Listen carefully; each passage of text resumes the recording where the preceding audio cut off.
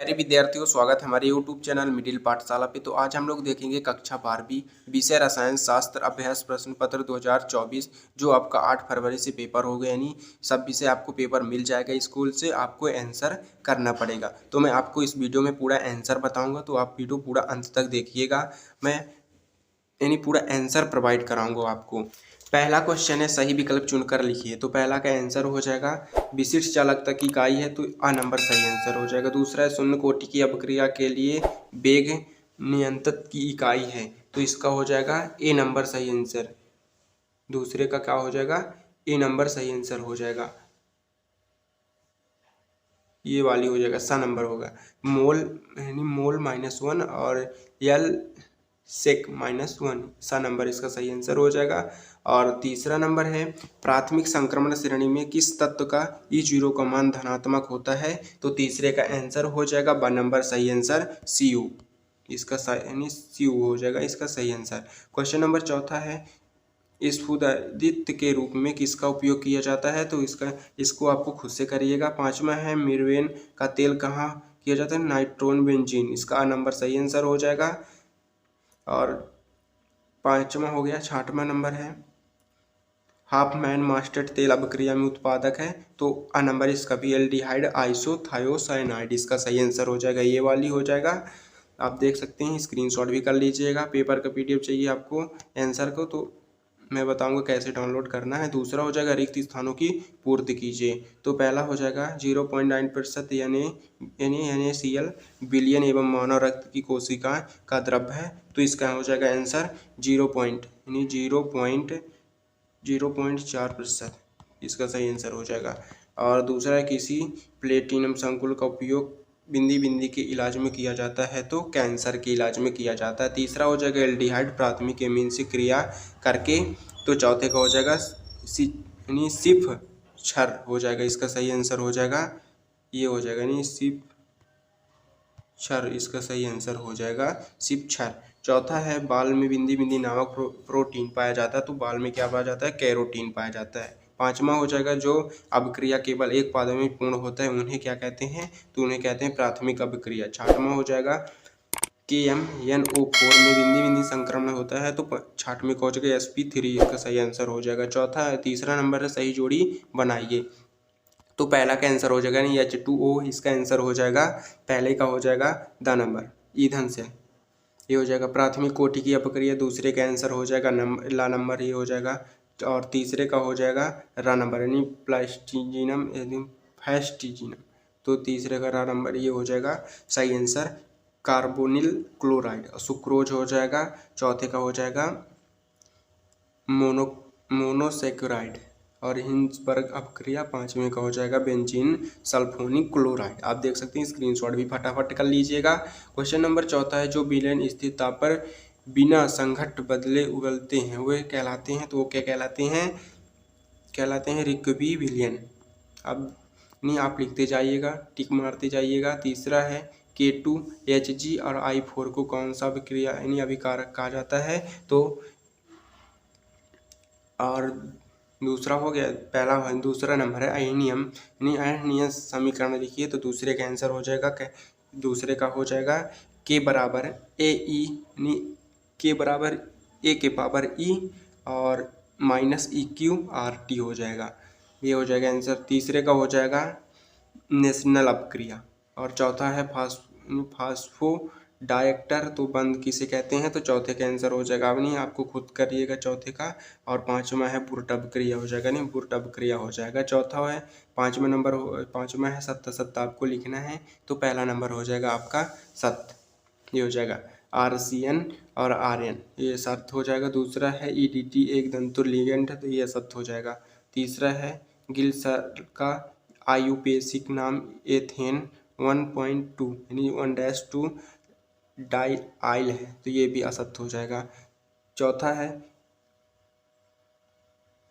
Elden संघनन अपक्रिया में cinnamic अम्ल बनता है, ये भी असत्य हो जाएगा, नहीं ये सत्य हो जाएगा। और पांचवा आपका सत्य हो जाएगा, ये हो जाएगा। छठवां नंबर है प्रोटीन अमीनो अम्ल बहुलक है, तो इसको आपको खुद से करिएगा। और क्वेश्चन नंबर 6 में प्रोटीन का विकटीकरण की परिभाषा लिखिए, अथवा में पेल्टाइड बंद पेल्टाइड बंध की परिभाषा लिखिए। तो मैं इसका आंसर बता दे रहा हूँ, आप स्क्रीनशॉट फटाफट कर लीजिएगा।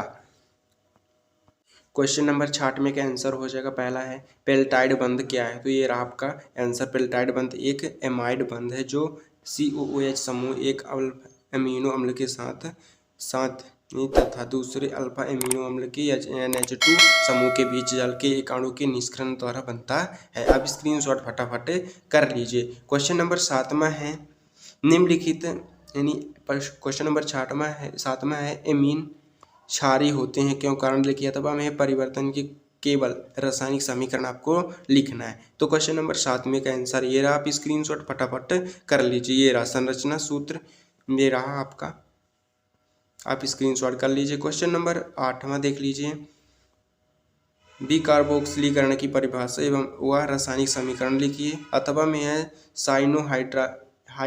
हाइड्रीन से आप क्या समझते हैं, एक उदाहरण सहित लिखिए। तो 8वें का आंसर है, आप देख लीजिए 8वां का ये रहा आपका आंसर। कार्बोक्सिलीकरण किस कार्बनिक यौगिक के, तो कार्बोक्सिलिक समूह, ये रहा आपका, स्क्रीनशॉट कर लीजिए। क्वेश्चन नंबर 9वां रहा, द्विक लवण एवं संकुल लवण में कोई दो अंतर आपको लिखना है। तो 9वां क्वेश्चन का आंसर ये रहा, द्विक लवण और संकुल लवण। आप किसी भी को दो ठो कर सकते हैं। क्वेश्चन नंबर 10वां है निम्नलिखित उपसंयोजी यौगिक की आयुपेसिक नाम लिखना है। तो पहला हो जाएगा, पहले नाम हो जाएगा, ये रहा आपका, पहला हो जाएगा टेट्राकार्बोनिल निकिल 0 हो जाएगा, और ये हो जाएगा दूसरे का sodium ethylenediamine tetraaceto nickelate, second third यानी सेकंड हो जाएगा। क्वेश्चन नंबर 11वां देख लीजिएगा। क्वेश्चन नंबर 11वां है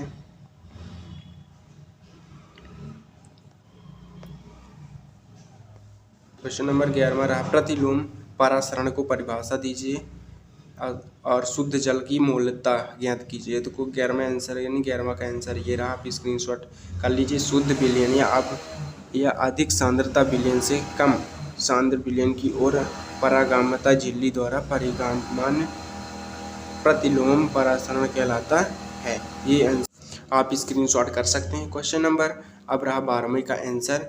तो आप देख सकते हैं 12वां का क्वेश्चन, 12वां का ये रहा क्वेश्चन नंबर 12वां कहाँ गया, ये रहा 12वां का, आप ये देख सकते हैं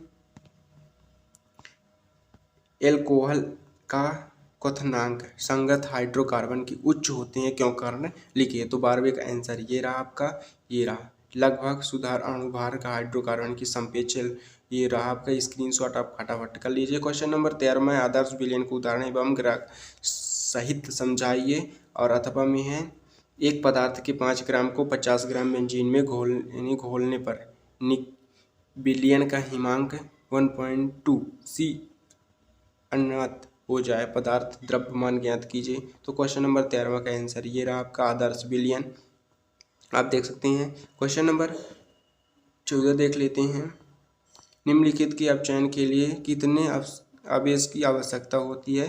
तो 14 नंबर का आंसर देख सकते हैं, 14 नंबर को आपको खुद कर लीजिएगा, उसका आंसर नहीं मिला है। क्वेश्चन नंबर 15वां है अर्ध आयुकाल परिभाषा कीजिए। प्राथमिक कोटि की अभिक्रिया के लिए अशुद्ध युग काल की गणना कीजिए।